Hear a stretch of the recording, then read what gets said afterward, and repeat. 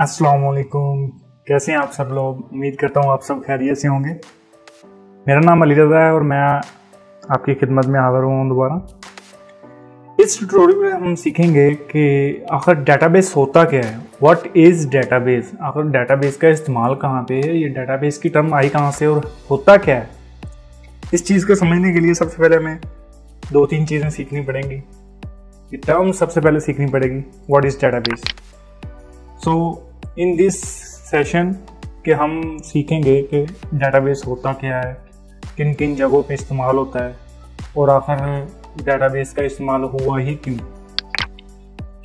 सो हमारे सबसे पहले क्वेश्चन व्हाट इज़ डेटाबेस, हम इसकी तरफ बढ़ते हैं। सो उसमें देखते हैं definition of database. In computing, a database is an organized collection of data stored in accessed electronically.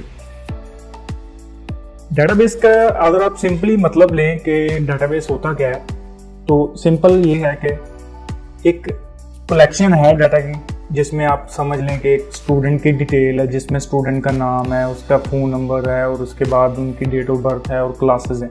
ये सिंपली समझ लें ये आपके पास 100 रिकॉर्ड्स हैं और आपने उनको एक कॉलम और रोज की बेस पे आपने उन्हें ऑर्गेनाइज किया हुआ है।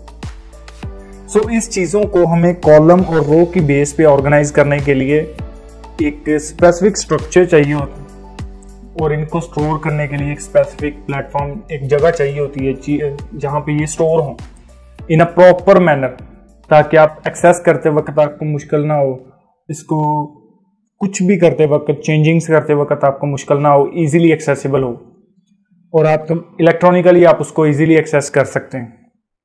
दिस मीन दैट कि data will be stored in a proper manner, कि वो एक प्रॉपर और जिसे कहते हैं कि अरेंज्ड मैनर और तरतीब के साथ डाटा उसके अंदर तरतीब लगा होता है और डाटा इसके अंदर टेबल्स की फॉर्म में शो होता है। जस्ट लाइक जैसे कि आप देख लें कि आप उसमें एक्सेल शीट में अगर आप देखते हैं तो उसमें रोज और कॉलम होते हैं, साइड पे रोज आ रही होती है 1 2 3 4 5 और ऊपर टॉप पे आ रहे होते हैं A B C, A column B column C column. Same as it is database में भी इसी तरह होता है कि वहां पे वो चीजें आ रही होती हैं, ऊपर रो कॉलम का नेम लिखना है और उसके नीचे जस्ट लाइक आप कह लें स्टूडेंट नेम्स, तो वो नीचे आ रहा होता है स्टूडेंट नेम, उसके सारे आ रहे होते हैं स्टूडेंट की तरह। तो व्हाट इज RDBMS डेटाबेस की आई होप के समझ आ गई होगी कि डेटाबेस होता क्या है। और same as it is RDBMS यानी कि रिलेशनल डेटाबेस मैनेजमेंट सिस्टम।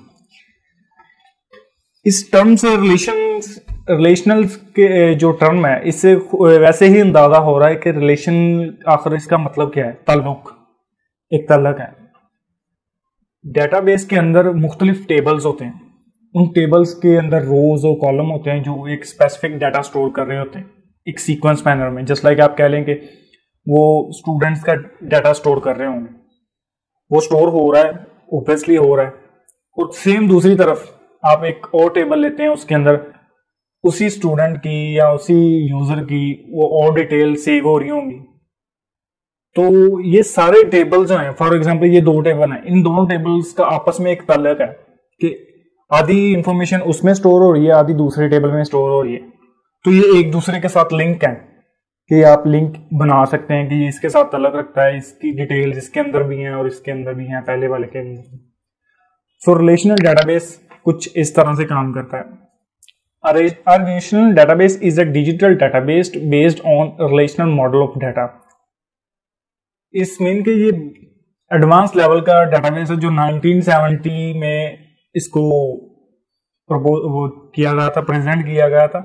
ये एक डिजिटल किस्म है डेटाबेस की, जिसमें वो डिफरेंट डाटा के मॉडल जो है ना, वो एक दूसरे के साथ रिलेशन में बने होते हैं।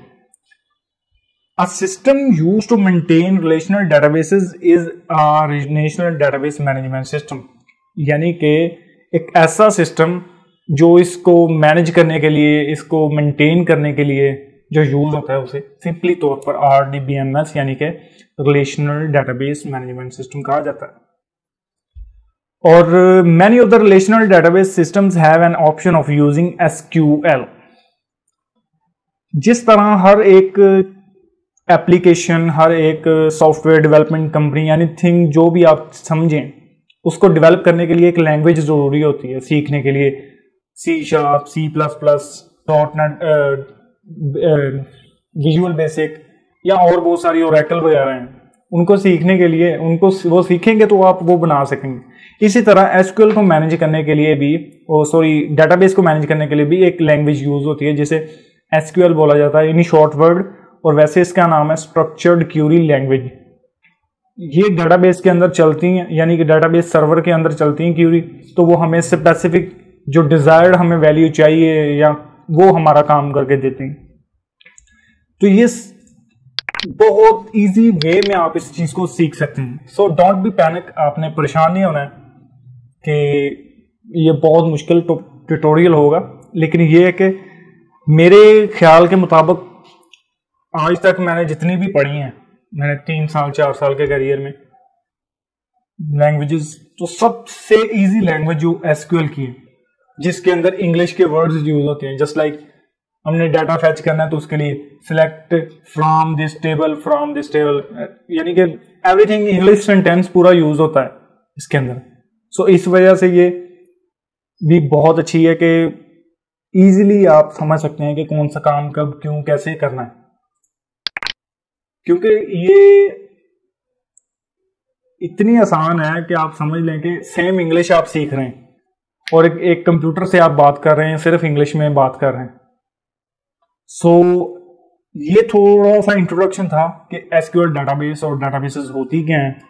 डेटाबेस इन शॉर्ट वर्ड अगर कोई बंदा आपसे पूछ ले कि डेटाबेस है क्या, तो आप सिंगल में उसको बता सकते हैं कि database is an organized structured of data, कि जो हमारे पास जो डाटा है उसका स्ट्रक्चर ऑर्गेनाइज हुआ हुआ है। जिस तरह रजिस्टर के अंदर हम एक प्रॉपर तरीके से लिखते होते हैं, यहाँ पे स्टूडेंट के नेम, यहाँ पे फादर नेम, वो एक प्रॉपर मैनर से चल रहा होता है काम।